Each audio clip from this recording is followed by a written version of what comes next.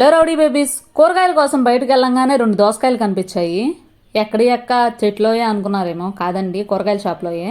అక్కడ ఈ 2 అట్రాక్టివ్గా కనపంగానే తీసుకొచ్చేసాను. వీటితో ఏం చేయాలా అని బాగా ఆలోచించి దోసకాయ పప్పు చేద్దామా సాంబార్ చేద్దామా అని థింక్ చేసి ఆ 2 ఎప్పుడు తినేయాలి అని చెప్పి దోసకాయ పచ్చడి చేసుకుందామని ఫిక్స్ అయిపోయాను. ఫస్ట్ అయితే నీట్గా దోసకాయని ఇలా పీలింగ్ చేసేసుకోవాలి. పీలర్తో అయితే చాలా ఈజీగా వచ్చేస్తుంది, కత్తిపేటతో అయితే మన కండగోడలు లేపేస్తాము.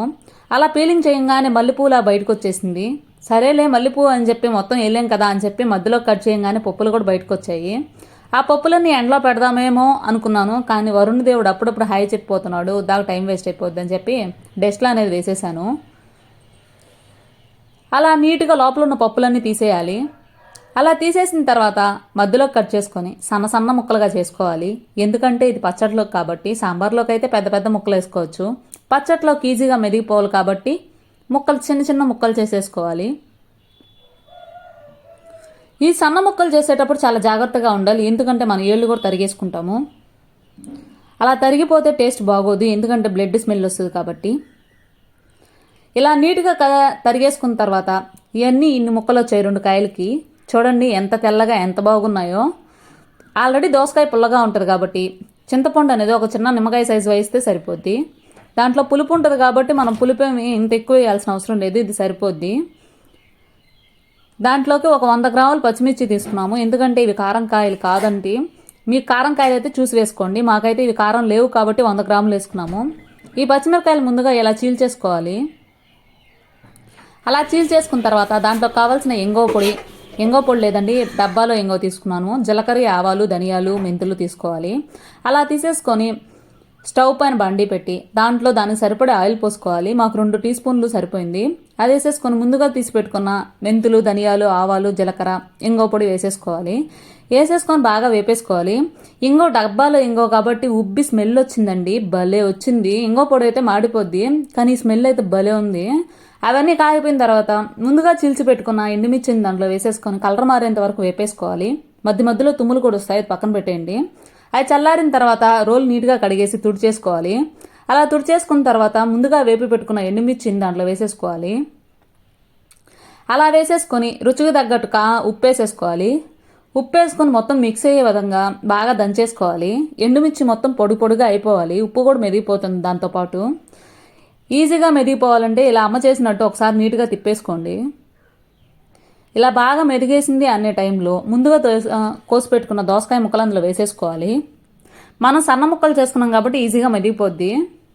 నాకైతే వీటిని చూస్తుంటే కొబ్బరి పలుకులు చూసినట్టే ఉంది. మామిడికాయ ముక్కలు కూడా యాస్టీస్ ఇలాగే ఉంటాయి కదా. ఇద్దండి మనం కాస్త పులుపు వేసుకుందాము, ఎందుకంటే మరీ ఎక్కువ మనకు మామిడికాయ పచ్చడి అంత పులుపు ఉండదు కాబట్టి దోసకాయ దాంట్లో కొద్దిగా చింతపండు యాడ్ చేసుకోవాలి. మా అమ్మ అయితే కింద ఆ ఎండుమిర్చి ఇంకా ఉందేమో అని చెప్పి గరిటె పట్టి నీట్గా తిప్పేసుకుంది. లోపల నుంచి ఒకసారి పైకి కానీ లేపామంటే లోపలే ఉన్న ఎండుమిర్చి పేరుకో పైకి వచ్చేస్తుంది. అలా బాగా మెదిగేటప్పుడే కొద్దిగా చింతపండు దాంట్లో యాడ్ చేసుకుంటే దంచేసుకోవాలి. ఆ గరిటెతో తిప్పుకోవడం వల్ల ఒక ప్లస్ కూడా ఉంది, ఏమంటారేమో, మన చేతితో తిప్పితే కారం లేకుండా ఉంటుంది, కారం పుడుతుంది కదా. అదే గరిటెతో తిప్పితే కారం లేకుండా ఉంటుంది. మళ్ళీ దంచాలి కాబట్టి 2 చేతులతో ఇలా నీట్గా బాగా మెదిగే విధంగా దంచేసుకోవాలి. మీరు చూడొచ్చు, మనం బాగా దంచే కొద్దీ దాంట్లో ఉన్న జిగురు బయటకు వస్తూ ఉంటుంది, ఎందుకంటే కాయ నలుగుతుంది కాబట్టి జిగురుగా వస్తుంది. అది దంచేటప్పుడు స్మెల్ ఉందండి, అది పోతుంది. అలా దంచేసి ఒక 1/2 టీ స్పూన్ పసుపు వేసేసుకోవాలి. మీరు అనుకోవచ్చు ఇవన్నీ పచ్చిగా వేస్తున్నారని, లాస్ట్లో తాలింపు పెడతామండి, అప్పుడు ఆ పచ్చి వాసన పోతుంది. ఆ పసుపు మొత్తం కలిసే విధంగా బాగా దంచేసుకోవాలి. అలా దంచేటప్పుడే చూడండి అప్పుడప్పుడు పైన ఎగురు పడుతుంది, కొద్దిగా జాగ్రత్తగా ఉండాలి. ఏ ఇబ్బంది లేకుండా జాగ్రత్తగా వీడియో తీసేసాను. 2 సార్లు ఎగిరింది కానీ 2 సార్లు కళ్ళల్లో పడ్డం మిస్ అయిపోయింది. ఈసారి పడుతుందేమో అని చెప్పి కొద్దిగా దూరంగా జరుపుకొని కూర్చున్నాను. లాస్ట్లో అన్నీ సరిపోయా లేదా అని టేస్ట్ చేస్తే ఉప్పు సరిపోలేదండి, అందుకే కొద్దిగా ఉప్పు యాడ్ చేసుకున్నాము. బాగా దంచేసుకొని చూడండి మొత్తం మెరిగిపోయిన తర్వాత ఎలా వచ్చిందో, దాంట్లో ఉన్న జిగురు తత్వం చూస్తే మీకు ఎంత బాగా కనపడుతుందో. అలా బాగా జిగురుగా వచ్చేసినప్పుడు తీసేసేయండి. అలా తీసేసి మనం ముందుగా ఎండుమిర్చి లేపిన బాండీలోనే కొద్దిగా ఆయిల్ యాడ్ చేసుకొని, కొద్దిగా ఏం కాదు మరిగింత పడుతుంది, ఎందుకంటే మనం అన్ని పచ్చి వేసాం కాబట్టి బాగా వేగాలి కాబట్టి. అలా వేసేసుకొని దాంట్లో జీలకర్ర ఆవాలు పచ్చెనపప్పు వేసుకోవాలి. తాలింపులు అంటే పచ్చెనపప్పు లేకపోతే ఎలా మరి. అలా పచ్చెనపప్పు వేసేసుకొని బాగా వేగిన తర్వాత 5 ఎండుమిర్చిని తీసి దాంట్లో వేసేసుకోవాలండి. మాకు అవి కారం లేవు కాబట్టి 5 దాకా వేసుకున్నాను. మీకు కారం ఉంటే కొద్దిగా తక్కువ వేసుకోండి. ఇద్దండి, ఇది కలర్ మారిన తర్వాత ఎండుమిర్చి వేసేసుకోవాలి.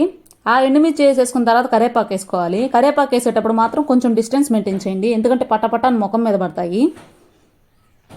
అలా అన్నీ వేగిపోయిన తర్వాత ముందుగా దంచి పెట్టుకున్న దోసకాయ పచ్చడిని అందులో వేసేయాలి. అలా నీట్గా వేసేసి ఆయిల్ పచ్చడి ఒకటయ్యే విధంగా కలిపేసేసుకోవాలి. ఒక 15 నిమిషాల పాటు బాగా మిక్స్ చేయాలి, ఎందుకంటే ఆయిల్ మొత్తం పీల్చుకోవాలి. ఆల్రెడీ మనం అన్ని పచ్చి వేసాం కాబట్టి నూనెలో వాడితే ఆ పచ్చివాసన అనేది ఉండదు. స్మెల్ కూడా పచ్చడి వేగేటప్పుడు వస్తుంది, అల్టిమేట్ అంతే. ఇద్దండి, ఆ నూనె మొత్తం బాగా పీల్చేసుకుంటుంది. పీల్చేసుకుంటా పైకి వస్తూ ఉంటుంది, ఉడికిపోతూ ఉంటుంది. ఒక 15 నిమిషాలు నీట్గా సన్న మంట మీద వేపుకోండి, టేస్ట్ అయితే భలే ఉంటుంది. నీట్గా వేసేసుకొని ఆ స్మెల్ వస్తుంది, అసలు ఆ స్మెల్తోనే అన్నం మొత్తం తినేయాలనిపిస్తుంది.